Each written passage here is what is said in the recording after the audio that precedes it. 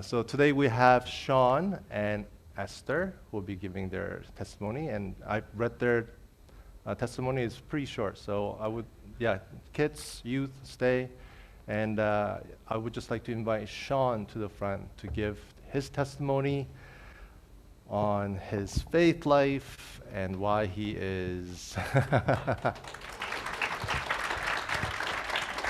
why he desired to serve as a deacon. Thank you, John. Oh, I don't feel so good. So yeah, like John said, I prepared my testimony. It's short and sweet, so here goes. Hello, my name is Sean. I've been at Viral Bridgeway for pretty much my whole life, and I'm here to share what my deaconship means to me. Having attended this church my whole life, I've been able to grow and learn with many of the people here. When I reflect on the last 10 years of my life, majority of those 10 years weren't too exemplary of a deacon. Not pursuing dishonest gain, not too bad for the most part, not indulging in much wine, megalol, and a man worthy of respect. I think I pretty much got there last year, in my own eyes. I think many people that I knew in the past would be utterly shocked to see the person standing in front of me today. I had a chance to speak with Pastor John regarding the deaconship, and he gave me, as he loves to give, an analogy. He said that I'm like the tree that sways in the wind, but isn't uprooted. And it was an excellent comparison in the sense that my faith has swayed a lot in my life, but I've been able to find a way back to the church. When I reflect on why that's been the case for me, the theme of serving stands out to me the most. I've served in many different capacities since high C, and those experiences have shaped the person I've become today. Street missions, or as we call it now, Street Cafe is a great example of that, and the lifelong impact that it's had on my character. On the other hand, the way others have served me has had a profound impact on my spiritual life. I've been so lucky to have people in my life that have supported, mentored, loved, and cared for me, and blessed me with so many gifts. I remember all the times my high C pastor, Sam Chung, would drive me all the way home after feeding us during our leadership meetings. I remember Mike Park taking all of us to the gas station and buying us snacks for Bible study, although I don't really remember the Bible study. And I remember the countless times that people would take me out for food and they wouldn't let me pay. They just say to pay it or do it for the next generation. And during the lowest point of my life, I had such amazing brothers and sisters that showered me with so much care and love.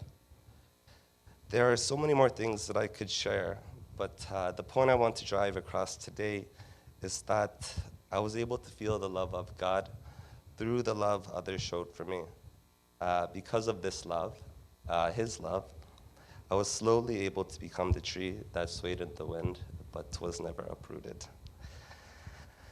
I've always tried my best to become the person that I felt God wanted me to become, and many times I failed miserably. But through the love of those dear to me, God made me realize that failure is okay because he loves me unconditionally.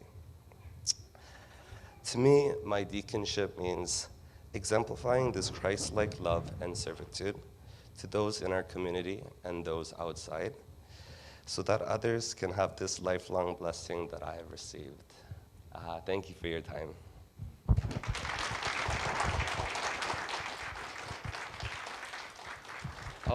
Esther will be the next one to share their testimony. Good luck. It was terrible. Hi, good morning. My name is Esther, and I've always been so fearful of giving a testimony that I actually thought that I would never, ever give one. It's actually been one of my deepest fear is to be asked to share one in front of everyone. But God has been so gracious, and he's been so good to me that He is simply so good. So here I am to share. As I reflected on what to share for my testimony, I thought maybe I could share my recent experience of God as a good father as I was struggling God to figure out how He wanted me to serve. I was born into a Christian family as a PK, pastor's kid, and I had always simply believed in what I've been taught growing up without much questioning or doubting. But earlier last year, before the pandemic started, that completely changed for me. After a period of intense questioning and doubting, by the grace of God, I had a chance to meet and experience God so personally, who was so undeniably real and alive and clearly working in my life. And through that experience, I came to truly understand my identity as a child of God. Throughout pandemic, I continued to grow closer to God, and as I continued to grow and experience Him, I couldn't help but fall in love with Him, and with my heart and not just my brain for the first time. As I continued to grow and love Him more with my newly redefined identity as child of God, He began nudging my heart in two specific areas. One was heart to serve. My heart for Bridgeway was very clearly growing at this time. And two, to be more relational and to share more. But at this point, even though God had been changing my heart and revealing Himself to me, I was still very resistant to sharing any part of my story, because I'm introverted and I find my private bubble very comfortable. So naturally, I very much ignored and suppressed the second nudge, to be more relational and to share. And trying to respond to the first nudge, I prayed for a while about where and how I could serve at Bridgeway, but I was still undecided. Then the deaconship came up and I was encouraged to pray about it. I prayed earnestly that I would follow wherever He would lead me. I prayed that I wanted to be His sheep and for Him to be my shepherd, and that I wanted to listen for His voice. And I asked in my prayer for a direct and clear answer as to what I should do. Because to me, deacon or not, I still wanted to serve in some capacity. But personally, not being a deacon felt like it gave me a sense of control and my own freedom, because then I can stay in my own comfort zone, serve on my own terms, and most importantly, do it while I was hidden in the congregation. As I continued to pray, He brought me to this passage, Isaiah 6:8. One of the days in the afternoon, I was randomly looking at the Bible app, and I looked at the verse of the day, and it was on Isaiah 6:8. And without much thought, I clicked on the short 1-minute video they had of the pastor sharing a quick message about the verse. And I don't always look at the verse of the day, and I look at the little videos even less. The pastor talked about how this passage is about Isaiah being transformed and being cleansed of his sins in his vision. And through that radical transformation, Isaiah offers himself up to serve God by saying, "Here I am, send me." At the end of the video, the pastor said, "I wonder if you had an encounter with God through His grace that would lead you today to say, 'God, I'm available. Put me where you want me to be and use me for your glory.'" And I thought, wow, is he talking to me? Because that's what I've been feeling and what I've been wanting to do. The question he asked seemed so personally relevant and directed towards me.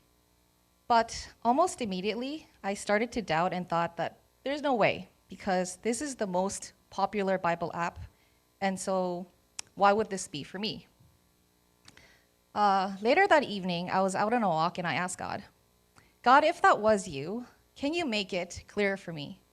I told Him that it was not clear enough. I told Him that I needed something that would be crystal clear and like slap in the face level clear. And that was the level of clarity I was asking from Him. Very late that same night, I was up alone and watching this Korean Christian YouTube video where a Korean pastor was giving a testimony. Near the end of his testimony, interestingly, he talked about how when we ask God for direction and when we feel like we don't receive an answer, it may often be because our hearts are not ready to hear Him when He speaks or actually follow His lead. He then proceeded to explain the meaning of this Hebrew word, hineni, and mentioned that in English, it translates to, "Here I am." So while feeling a shock go through me as I heard the same phrase for the second time that same day, I listened to the pastor explain the word in its cultural context. He explained that it's a response a servant would say to their master once they were in a state of being fully ready, available to listen, and had the willingness to respond to whatever the master asks of you. And this is when they would respond to their master by saying, Hineni. And what was astonishing was that this Korean pastor, in the middle of his fully Korean testimony, would say the exact phrase I needed to hear in English. Because if he hadn't said, here I am in English as well, I would have never put the two together, the Hineni and here I am. So by this point, my mind had been totally and utterly blown by God. But now, oddly, my heart felt more troubled. God made me realize that Isaiah 6:8 wasn't an answer, but rather he was actually asking me, are you really ready, available, and willing to serve me as you say you are? Can you say, here I am to me in its true meaning that I've taught you? He made me realize that that was the true confession that he wanted to hear from me. And as much as I wanted to say it to God right then and there, I couldn't. I realized that with my lips, I had been praying that I would follow, but deep down in my heart, I was resistant. I had my own very strong leaning, and essentially, my heart was not ready to follow with obedience. He then gently guided me over the next few days, and in the end, I was able to make that confession and say, God, here I am. I'm ready and available to do whatever it is that you want me to do. And this time, I truly meant it with my whole heart. It became clear to me that I had just been a child who was relentlessly asking him for an answer, but instead of giving his child an easy answer, God graciously allowed me to experience him as a good father by teaching me about readying my heart and teaching me that what he really wants is my true and whole heart. So after making that confession, I experienced more clarity. I noticed that all the reasons I had for not going through with the deaconship were all my just own self-centered, self-protecting reasons. So instead of following my own reasons, I decided to follow my heart and the lessons that God has been teaching me, to love, to serve, and to share, and simply serve God through the deaconship. On a final note, even after I made the decision to serve God through the deaconship, I still struggled writing this testimony. Forgetting that I'm simply here to share his story taking place in my life, I was feeling overwhelmed by my anxiety, both with public speaking and with publicly sharing what I felt was my own deeply personal story. But when I was feeling overwhelmed, I was reminded of God who had been my good father throughout this entire journey. He once again reminded me that I am his daughter and the church is my father's house. And the Bridgeway Church members are my brothers and sisters, so I don't have to be afraid. And that's been my journey throughout this time period and my experience of God as my true good father. Thank you.